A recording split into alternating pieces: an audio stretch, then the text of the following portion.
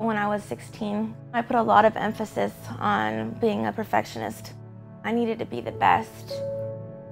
During the summer before my junior year of high school, I went on a mission trip. On the mission trip, there was a boy that I had known from church, and he actually took advantage of me sexually and somehow convinced me that it was my fault. That was kind of the moment that things started to change and alter in my life. It was kind of what triggered a change. I drank for the first time. I went from being a straight-A student to non-attendance. I went from being motivated to succeed to not really caring anymore. I felt extreme loneliness, and I felt like I could no longer fit in because I felt like I wasn't the same person that everyone expected me to be. I actually ended up deciding to go ahead and graduate high school a year early and go to college at 17. When I went home and visited my parents, they put me in a dual diagnosis treatment center, which is basically a rehab that specifically deals with mental illness and addiction. I was diagnosed with post-traumatic stress disorder, that was from the abuse, and bipolar disorder and anxiety disorder. I refused to own up to it and admit that I do indeed live with mental illnesses because I didn't want to have to fully comprehend and believe that there was something wrong with me. Even though I was self-medicating with the drugs and the alcohol, I could somehow convince myself that I didn't have to have those, it was a choice.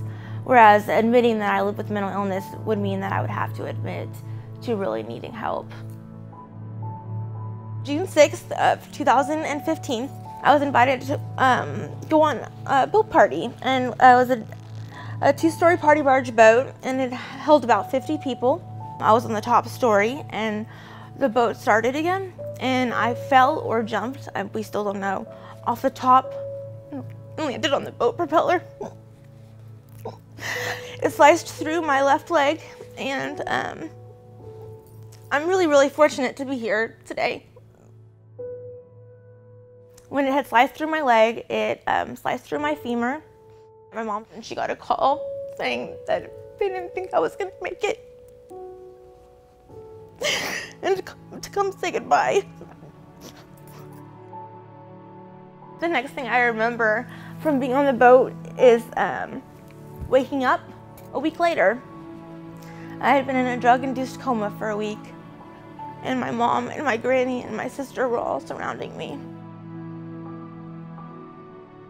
The first words I actually spoke to them were, "I promise that I'm going to stay sober and get help." At this point, I felt no more shame. I just wanted to get better. I wanted my family back. NAMI Austin entered my life actively about 6 or 7 months after my accident had happened. I knew almost immediately when I woke up from a coma that I was going to use my experience and that it was going to make it all worth it. My parents had been connected with NAMI previously. NAMI was an outlet for them that helped educate them on what was going on with me. It's amazing how much that they do offer.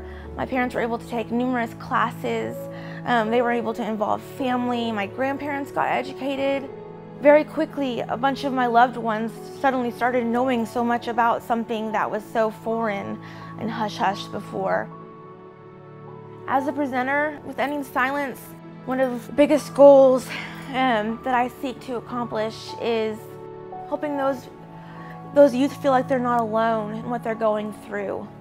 In my opinion, it takes a lot of strength for someone to have to admit to living with a mental health condition that's not necessarily visible to those around them. I don't think I would be where I'm at now if it wasn't for NAMI. It was a tool for me to get sad of myself, to use all my struggles and turn them around for good, and to hope that everything I'd been through was worth it. NAMI offered me hope, and there's no price tag on hope, and there's not enough of it in this world.